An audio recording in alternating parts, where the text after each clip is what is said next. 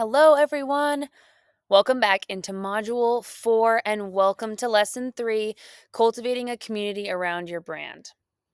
So far, you've done 2 lessons with Barrett, and now you'll do the next 2 with me. And this one I'm super excited about because we actually get to dive into what an engaged community really means and how to leverage off that, which really comes down to how well we are using authoritative content.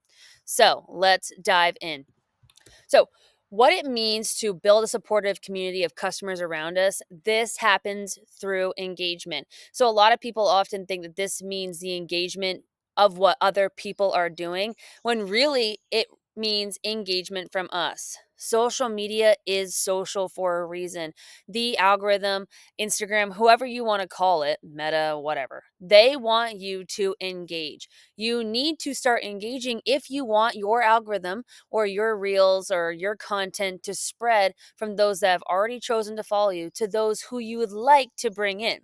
The algorithm does work to our favor if we continue to share relatable content with our story. That way like-minded people will feel obligated to follow us. So that only happens when we become engaged. This does not mean just sending cold messages to people and asking them how their digital marketing journey is. No. Digital marketing is not a noun, it is a verb. And we are using digital marketing to our advantage by helping business owners or helping entrepreneurs sell digital goods. It's a verb. We are not a noun of digital marketers. So, therefore, asking about a digital marketing journey is irrelevant. So it's important to know that we have to engage if we want other people or the algorithm to see our content and therefore want to follow us. So we can't expect an engaged community of people if we're not first going to engage with others. This does mean DMing people, and this does mean going on your explore page. Too many times do I hear people who are afraid of their For You page and afraid of their explore page because they don't want to mess up the algorithm, when that is just not true. You should not care that much about remaining in algorithm or Instagram jail. We need to worry about the quality in our content. So, becoming an engaged person does not mean just checking off boxes of, oh, well, I posted. Oh, well, I did my 5 to 8 stories for the day. It really means the quality of the content that we're posting. When it comes down to it, I'd rather post 5 quality reels than 15 that week that really tailor to nobody and are just me hiding behind tips and tricks of Instagram as a whole. That's not going to bring in an engaged community for me because that's not bringing in like minded people who want to follow me or who want to know more about my story or just like the picture that I've painted so that they can see this desire that I have and want that for themselves. Community is not something that's just given on Instagram. And those of us that have started out as a small account know how incredibly hard it is to grow an engaged community of people. It is earned, just like respect. So we really need to care less about the tips and tricks and not wanting to type in our explore page who we are or care about what's in our grid when we click the explore page. It's actually much simpler than that. If you care less about that and you care more about building relationships in your DMs with people, then you'll actually find that your business will be far more sustainable. When I am trying to talk to anybody about my business or market by word of mouth and about my LLC, I'm not just having them or asking them buy my products. Instead, I'm trying to create a relationship with them that's going to build trust with them and build rapport with them and possibly even create friends inside the space. Just like when you're out here, you want to make acquaintances and you want to talk to people so that at some point we might need them or they might need us. And the same goes for us being online. We need to focus on building stronger relationships with friends or people in here that have similar stories to us or believe different conspiracies that we believe in. Because at the end of the day, the more you create and nurture relationships instead of worrying about what's on your grid or on your explore page, or I'm bringing in old grannies and I'm not bringing in people who are like me, like I'm supposed to, the less you care about that and the more you're focusing on build bigger relationships, then when you go down the road of content creation or creating a product or product development, then the people that you've made relationships with are going to be the ones that share testimonies with you, that want to share your product, that want to buy your product and are actively going to be searching out for you when you say you're going to be making a product or launching a product, right? So, different strategies when it comes to focusing on engagement interaction as a whole. My biggest tip for people is really creating a goal around how often they want to be social or communicative on social media. So, maybe anytime you get on social media throughout the day, you're not going on your personal page, you're not scrolling. Just anytime you get on your business page, you come on here to like three people's posts and make a meaningful comment. Or the next time I get on social media, my goal is to DM two or three of my friends, talk about what we are doing throughout the day or throughout the weekend, and how our journey on social media has gone this last week. Okay, not about digital marketing, not about what products they're buying or whatever. But maybe that's your goal next, right? And then you want to foster that interaction with people again, building more of a relationship with them through our messaging. So when we come on to build a relationship with someone, or when someone actually cares about me and my story and finding it relatable, then I know that my messaging is through intention. I have the intent of building relationships. I have the intent of helping someone. I have the intent of them coming to me to learn something from me, instead of just my intention selling something by giving them a link or telling them that I'm going to release a product, they should buy it. That's not, people think that that's sales. That's sales, but that's not marketing in sales. There's 2 ways to do it. That's me selling something, sure, but that's not marketing what or how sales could get me to a certain place, or what or how the offers and the experiences that those offers have given me. There's 2 different things, and when it comes to an engaged community, we need to market ourselves and build our relationship with intention. And then when we have intention behind building relationships, that means our emotion is actually getting across through our content and our messaging. If you are in your DMs providing too much value to people, then they're just going to see us as someone that they're going to get something from. They don't have to buy anything from us because we're already giving them value, or we're already giving away too much value for free. Then on the other hand, you have a very supportive person, and you're providing a lot of emotion and a lot of empathy in your DMs, and they think of you as a very inspiring person, someone that they could talk to about how sad and hard it is on social media. But again, they're not buying anything from you because you're not someone that they see as a leader. Instead, they see someone that's just a friend.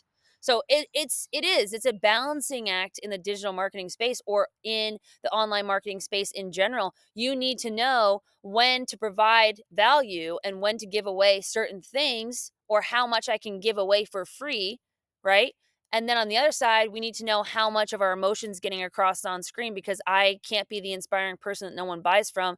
And then I also can't be this salesy person that people think is a scam. So it's a balancing act, because again, we need to cultivate relationships of us being friends. And this comes down to confidence. And next, this comes down into our authoritative content.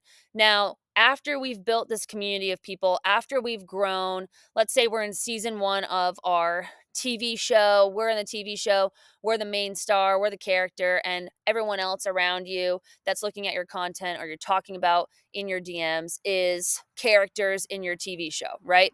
So if I'm a character in your TV show, you want to develop me as we go.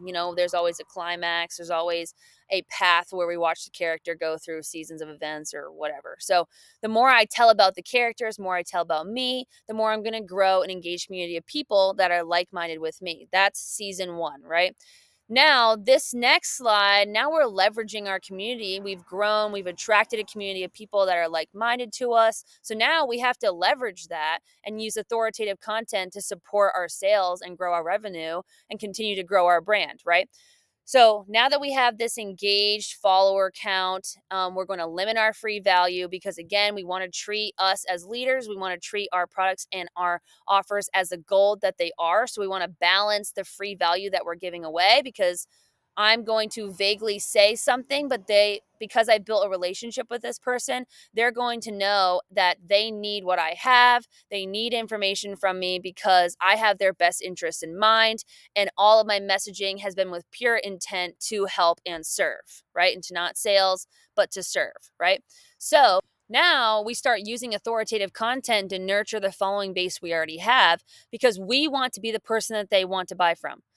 Everyone out there, especially in the MRR community and in that space, is selling the same products. And this makes it incredibly hard for us to sell the same products. That's why we always say to sell ourselves.